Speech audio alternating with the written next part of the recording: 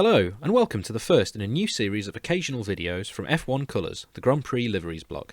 I'm your host, Seb Patrick, and since 2007 I've been writing about the paint jobs and sponsorship of F1 cars past, present, and even occasionally future. If you've never visited the site, then I'm not entirely sure how you've stumbled across this video, but be sure to check us out when you're done for all kinds of nonsense just like this, only written down rather than all fancy spoken like. Anyway, for the debut entry in our exciting brand new series of video features, I thought it was about time we finally took a step into the darker corners of F1 car design with a list of the 10 worst F1 liveries of all time. So join me as we run through this hall of shame. It's important that you remember that any opinions expressed in this video or on the blog are mine and mine alone, but it's also important to remember that my opinions are entirely correct.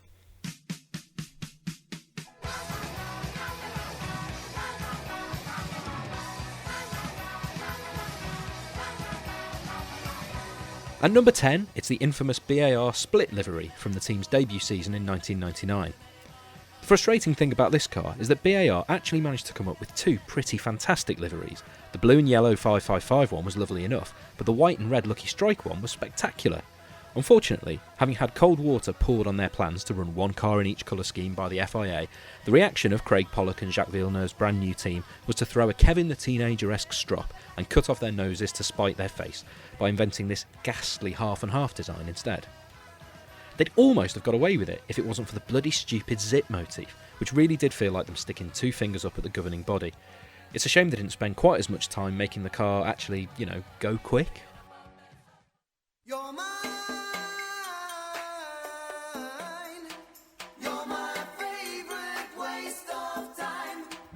In at 9, it's the staggeringly dull Sauber car of 2012. Now, to be fair to Sauber, when they first returned to the grid in 2010, it was a rather last-minute job, and so nobody could really begrudge the fact that they had a plain white car with a hastily repainted BMW-style design on the nose. But using basically the same design again for 2011, only with a few stickers haphazardly flung all over the place, really was taking the piss. Yet that was nothing compared to the 2012 car, which saw them apparently decide to start painting the car grey, but give up and get bored halfway along the nose cone. The very fact that it's a different design suggests that they actually genuinely bothered to pay a livery designer to come up with it. I hope they kept the receipt. At 8, we have the most recent entry on our list. It's the 2015 launch version of the McLaren Honda.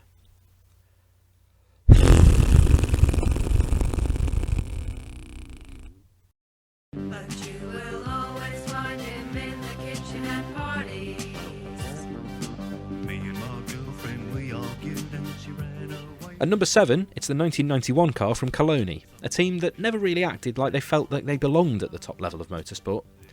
The thing about F1 is that it's exciting and it's glamorous, and it's all a bit ridiculous really. Everybody involved should really take the time to remember every so often that they're really just in it to enjoy the ride, and what a ride it is. In rocking up to the grid with this livery, however, Coloni gave us the equivalent of going along to the most exclusive, exciting party you could possibly imagine and getting trapped in a corner of the kitchen all night with a bloke telling you about the history of telegraph poles.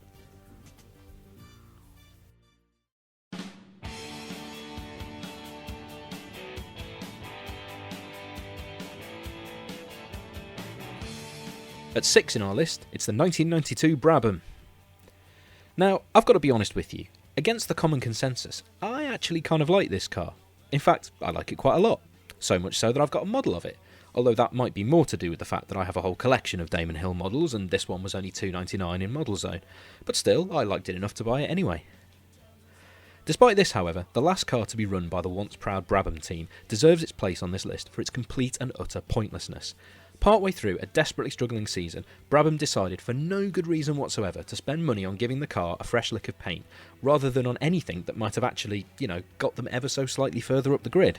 There is literally just no good reason for this livery to exist. But I do like my model of it.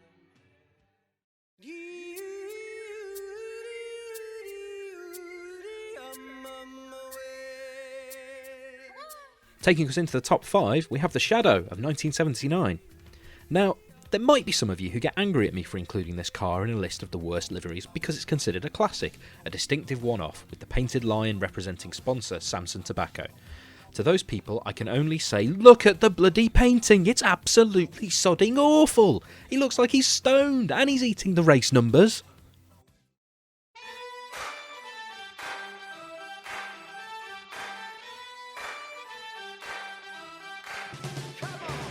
At number 4, it's another car from the late 1970s, this one belonging to Hesketh from 1977.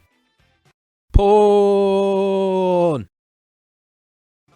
Seriously though, I mean, come on, this is just embarrassing. Yes, we know that when Hesketh started up, they were the very model of cheeky, Robin Asquith-esque sex comedy charm we've all seen Rush.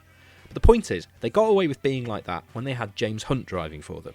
By the time this car was wheeled out of the garage, Hunt was long gone, and so slapping a painted glamour girl above the name of a porn mag just made them look like rather sad, pathetic, lechy old men.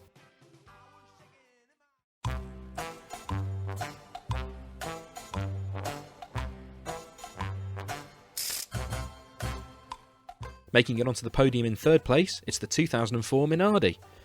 Poor Minardi, or European Minardi, or whatever they were calling themselves in their dying throes. Having begun the Paul Stoddart era with a reasonably smart black and white, if very back of the grid looking paint job, things got steadily worse as financial necessity meant a bunch of upstart nothingy sponsors got to slap their logos on the car in whatever the hell colour they fancied. Things reached their nadir in 2004 with a car that looked like it was a cut and shut job from about 4 different other liveries. A metallic green engine cover here, a side pod that was designed for one sponsor but hastily replaced with another after they buggered off there. Perhaps the most damning indictment of this car is that it was reminiscent of nothing more than the 1992 Andrea Moda, and that's terrifying company to find yourself in.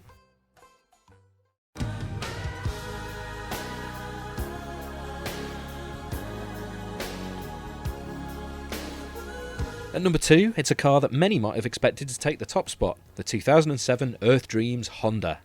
Younger viewers may require a small piece of clarification at this point. Yes, this car really did exist. No, it wasn't just for one race. Yes, it really was the actual, official Honda F1 livery for an entire season. No, it wasn't an elaborate sponsorship deal by Google Earth.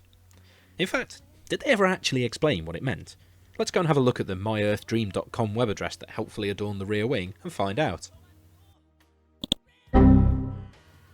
Oh.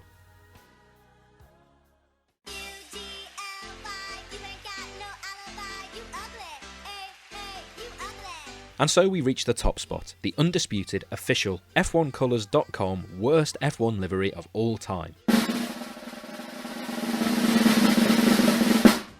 Well, of course it's the 2007 Renault, isn't it? This is just a masterpiece of unfathomably bad design choices from start to finish. The Renault cars that had run between 2002 and 2006 had somehow managed to blend the car company's corporate yellow with the sky and dark blue combo of title sponsors Mild 7 that they'd inherited from Benetton. It looked good. But when Mild 7 fell foul of the sport's anti-tobacco unless you're Marlboro Ferrari regulations, it seemed pretty obvious that they'd have to come up with an entirely new and suitably Renault-looking livery. Instead, all they did was paint the sky blue bits white, leaving the darker blue and yellow exactly where they'd been before. But even that might have worked if it hadn't been for the arrival of new title sponsor ING. It's amazing what a little splash of orange here and there can do. In the case of the 2007 Renault, what it can do is make you throw up. In fact, the car looks like someone already did. And to make matters worse, the livery was basically identical the following season, when the Nelson Piquet Jr. Crashgate scandal happened.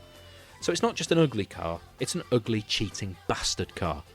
And that's why it's the worst F1 livery of all time. That's all for this video. Hope you enjoyed the list, and if you disagree, feel free to pop over to f1colours.com and shout at me. While you're there, you can read through all of the brilliant features and other posts we've published over the years, including a countdown of the top 25 liveries of all time, annual roundups of the new car launches, and year-by-year livery histories of teams including Benetton, Jordan and Minardi. Thanks for watching, and see you next time.